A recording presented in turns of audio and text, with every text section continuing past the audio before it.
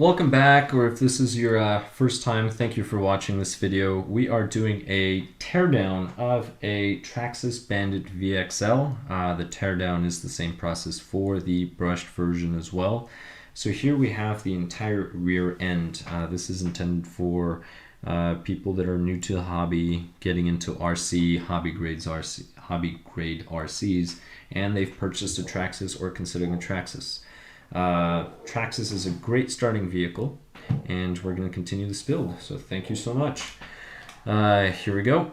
One of the things that I'm going to recommend, so another reason why you would pull the entire rear end is this pin screw here, and the reason why is these will back out. So this one is fine going back to front, but this one you want to remove and you want to go front to rear. So as the suspension starts working, they will eventually start backing out. The problem with these pins backing out is you generally don't notice it until you break an arm. So it will back out enough to where it's no longer grabbing the front part of the arm. So then this is actually loose, but the car's still running relatively fine. Then you hit something, well, there's nothing grabbing on here in the front. All the stress goes to the rear, you break the arm. So that's reason number one. So you would use your 2.5 driver and you would just back this out. Now these pins are also long enough to where you can use in the front, and I mentioned that in the teardown of the front end, and I actually do recommend you use these instead. So in the front end you would just remove the E-clip and you'd stick one of these in, and that is it. But again, you're not going to be using this plate here, this brace, and the front left is going to go front to back, the right's going to go back to front. Now I'm not going to put the pin back in because we are tearing it down, but that has been mentioned. I went ahead and took the arm out. To be honest, you really want to remove the shocks. The shocks are what you want to remove. I like removing them from here, just from the top, so they're free with the arm. You can remove them from the arm, that's fine. Whatever works for you. Since I'm going to be removing them completely, it's not going to matter because they're going to come off completely. So for this, you're going to need a 2mm driver, just here for the screw.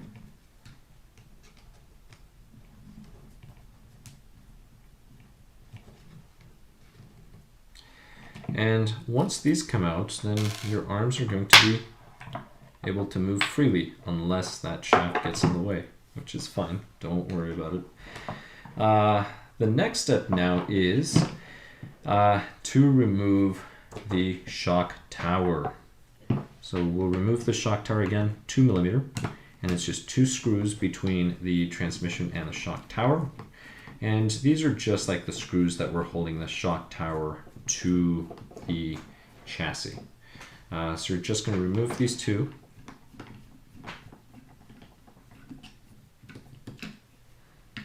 Now you may have to remove the shock tower because 1, you broke it, or 2, you just want to upgrade to a different one that maybe has more adjustments. Maybe it's a little stiffer, so there's less flex. Traxxas used to make one that was a higher fiber content, but then they discontinued it. I'm sure there's some other brands out there that make parts for it. I mean, RPM makes a tower. It's a pretty robust tower. I don't really think you need a more robust tower on a vehicle this size. But here we go. The other reason why you may want to remove this is these turnbuckles on side impact. Sometimes after you've improved this, so side impacts, these always break, so replace the carriers. But once you do that, then this becomes your weaker link. So sometimes you will damage these in here and you're going to have to remove it. Well, it's easier to remove this and then get to those screws with your 2mm driver to place that component of the turnbuckle. So at this point, you're just going to remove them both. Now, one of the things that I also want you to notice is these turnbuckles have an orientation. So they have a side that's thin, flat, and wide. That's the side where the screw goes through. So it's this here. versus the other part, that's the part that goes on to the body. So the screw is going to sit here, so it's wider. See how the head sits? That's where the screw goes. So keep that in mind when you're rebuilding. And the other side is the exact same process, so I'm not going to undo the other side. At this point, I'm just going to continue working here. So say you want to replace the shock, well, just remove the bottom screw, and that is it. And again, on the shock, pay attention to the orientation, because there is going to be something similar to the turnbuckle. This part here, notice where the screw goes. It's the thin, flat area. This little thicker part, it works as a spacer. That goes toward the arm, and that's going to give you the correct spacing. If you were to flip this and go the other way, you're not going to have the correct spacing, and your spring may actually hit the turnbuckle. So you don't want that to happen. I mean, as it is, the springs are very close to the turnbuckles. So you do not want that to happen. Turnbuckle, I will not remove it. Just use a 2mm, back this one out, and this would come out in case you're replacing this. The other thing too, remember, the right side, you want to switch the pins. This is a 2.5, so use a 2.5, and you would just remove this.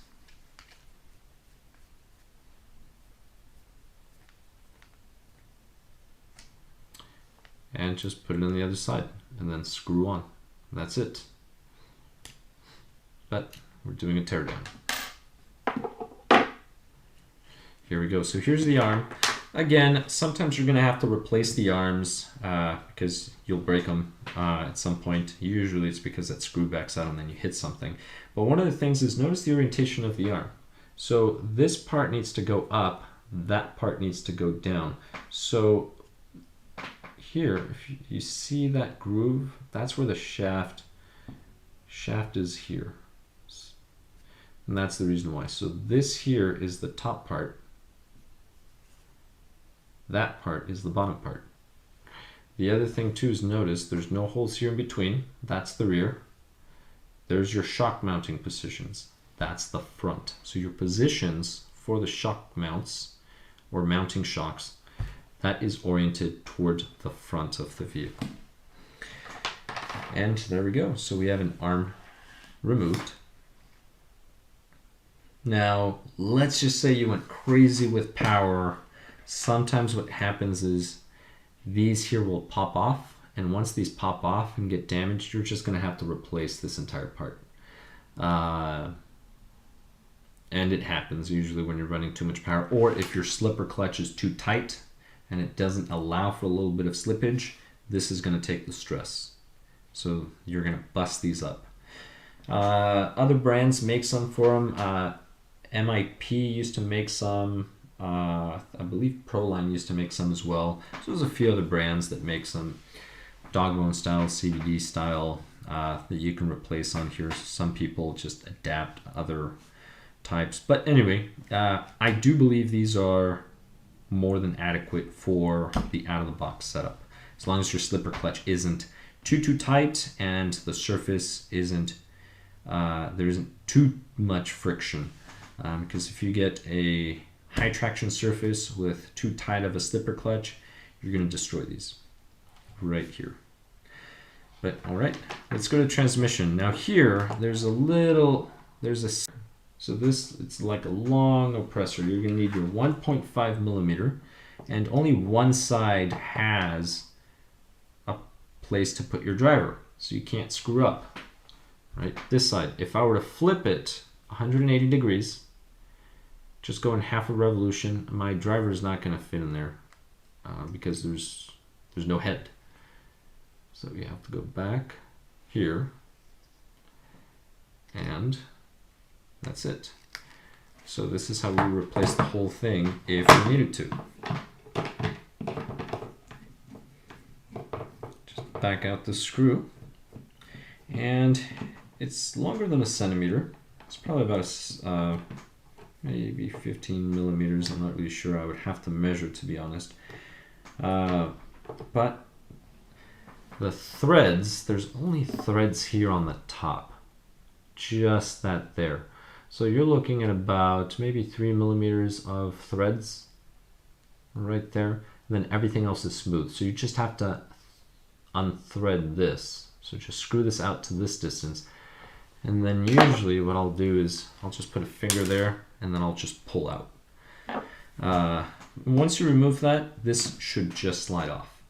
Just like that. There we go, we have part of the shaft. This one over here, we no longer have the pin there, so this one will actually slide off. And these two mate together via these grooves. So if you look at the grooves, you have 2 thicker ones and 2 thinner ones. Just follow the little channels in here, right? So you have thin and wide, and that's all that happens. Now, I'll be honest, some people actually get the fixed shafts. Sometimes CVDs, actually dog bones work. They're nice. I don't really like them for the purpose of this. I like them on high power vehicles that go straight because they take a lot of just torsion. They're very good versus these, right? They'll snap here or here. But when it comes to bashing, side impacts, rolling, tumbling, these will actually compress. See, they slide in and out. The other ones don't because they're fixed. So what you end up actually doing is you end up bending the other ones, the other metal ones.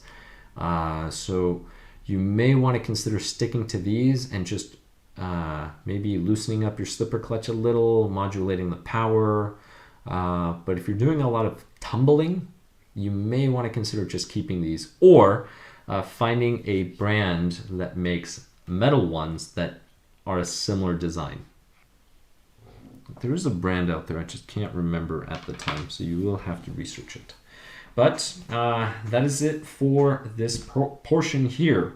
I am not going to tear down this transmission because that's a video, a completely different video that I'm just going to do on transmissions because it's the same transmission for the Bandit, Rustler, and Slash. So since I'm going to be tearing down some other vehicles, I'm just going to do one on just the transmission. But other than that, those are the basics. So just repeat the entire process for the other side and you will be able to remove the different components. Turnbuckle, again, remove the screw. Bearings, again, just put a driver, there's a little bit of gap, touch the bearing, and then just pop the bearing out. And it should not take too much force. There we go. There's one bearing. And both bearings are the same, inner and outer. So it doesn't matter if you mix them up. So this is how you can take them out, clean them, oil them, and then you just pop them back in. And that is it. These carriers, I do recommend that you replace them immediately. Some people like keeping the stuff first, and then once they break it, they replace it with the upgrades. I don't like breaking stuff out in the field, which is why I'm going to actually replace those with RPM right away. They do make black, I've seen blue, I'm not sure if they make green, but definitely black and blue. So this is what the RPMs look like.